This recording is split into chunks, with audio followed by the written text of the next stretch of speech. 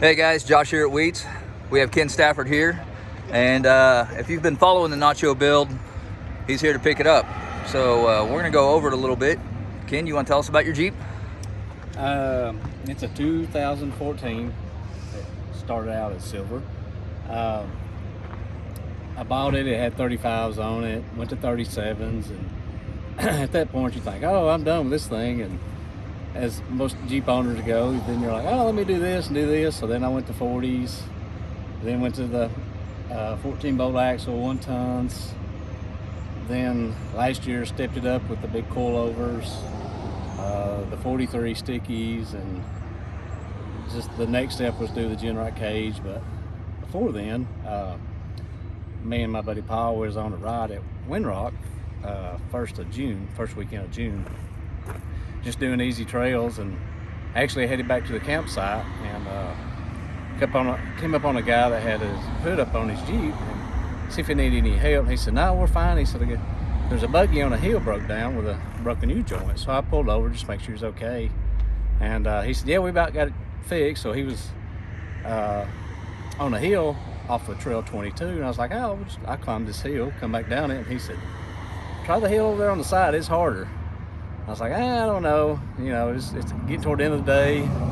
Don't want to do nothing silly and crazy," but I said, "I'll look at it." So I kind of pulled up on it, and just to see how grippy it was, and I thought, well, it's pretty grippy, so I'll give it a little try. So I gave it a couple of little test runs and felt really good. And I mean, I almost climbed it, and I was like, "Oh, this shouldn't be any issues." And then, so I buckled up good, and I hit it, went up the rock, and top of the rock, you have to go in between 2 trees with a driver tire caught the tree, and it was just instantly straight up and over.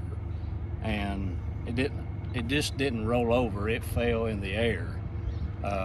Paul, my buddy Paul, was with me. He said the front end had to be like 30 feet in the air when it came and landed. And when it landed on the top driver's side roof, and thank God for cages and harnesses. So if you're building a Jeep, definitely go safety, go harnesses, good seats, harnesses, and cage.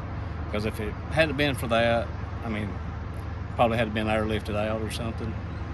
But with the safety issue, seats and harnesses, I mean, I crawled out, not a scratch on me. So awesome. Luckily, actually, with the Jeep landing on the roof and the top, it never touched any suspension components, drivetrain components. So we were actually able to get the Jeep flipped back over and drove it back to camp. Immediately, I called Mark Wheat, because I knew with him being as good as he is with body work and Jeeps, he's the man, the best in the country at this stuff. So I immediately called him, and he said, "Yeah, get it up here, we'll take a look at it." And that happened on a Friday. So Saturday, we got the Jeep up here, and he took it over from there, and it's just been amazing with his work. It's just awesome. I'm gonna do a quick walk around with the Jeep, and then we'll just kind of discuss some of the things that your future plans with it, and where you want to go from here. Okay. So guys, this is the Nacho build for Ken Stafford.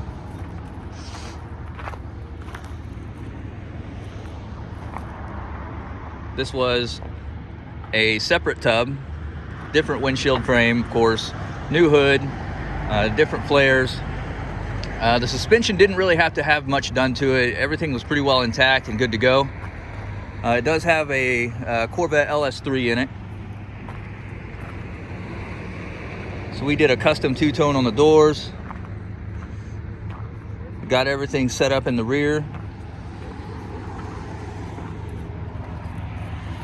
Now, Ken, tell us a little bit about the actual build as far as your engine conversion, what you're running. Yeah, and let's see, 2018. That's what I was like. I'm gonna go long arm, coilover package, and I ordered all that in June. Then about a month later, I was like, got to thinking, it's like, man, if I've got the whole body off, now's the perfect time to do a motor. And I'm like, I know I'm gonna do a motor sooner or later, so I thought about it, and I said, so I called Jason at Rock Hill 4x4, and I said, Jason, let's just go ahead and do an LS motor too while we're doing all that. So I did the motor, suspension, and the long arm and all that at one time, and totally transformed the Jeep. And after that, a couple of years, well, last year, 2021 was when Jesse at 124 Motorsports, we did the suspension. We went 14-bolt rear axle, and then went to the 43s. So the next step after this is really we're going to do the Genrite cage, and we're going to go hydro steer on the front, and we got all the carpet out. We're going to rhino line exit, all that, because it just makes it so much easier on cleaning up when you're in half doors and stuff like that. So that's really the next step after this. Awesome. Well, we look forward to seeing the finished build. Mm-hmm. Definitely hit us up and let us know when it's done, and we look forward to seeing you on the trails. Yeah, the whole theme of this Jeep, I thought when I brought it to Mark, what do I want to stay silver? Do I want to change the color? And Mark's like, if you're gonna do it, whatever you're gonna do, now's the time to do it. So I thought about it, and I thought, man, I'd love to see a Caterpillar themed Jeep. And I talked to Mark about it, and he says that's a good way to go. So I started checking into Caterpillar colors, and there's like 38 different versions of cat colors. Yeah. It all depends on what you're doing with it, what it goes on, metal, plastic. And I called Mark back, was talking to him. I was like, man, I don't know about this color. It looks like it might be an issue. And he said, well, the problem is if something happens down the road, it's going to be hard to match that color. And he asked me, he said, have you seen the nacho color Jeep came out with about a year ago? And I said, actually, I have. I saw one in the town I live in. I said, it caught my eye immediately. And he said, yeah, I saw one this past week.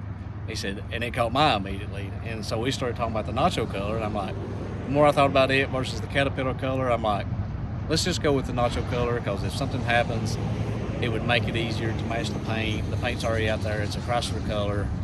And so that's how it became the nacho color. That's awesome. So all right.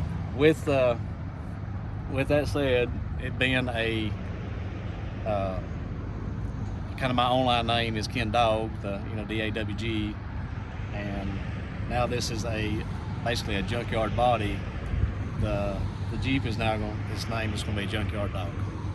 It's awesome. So that's how the name came about too. That's awesome.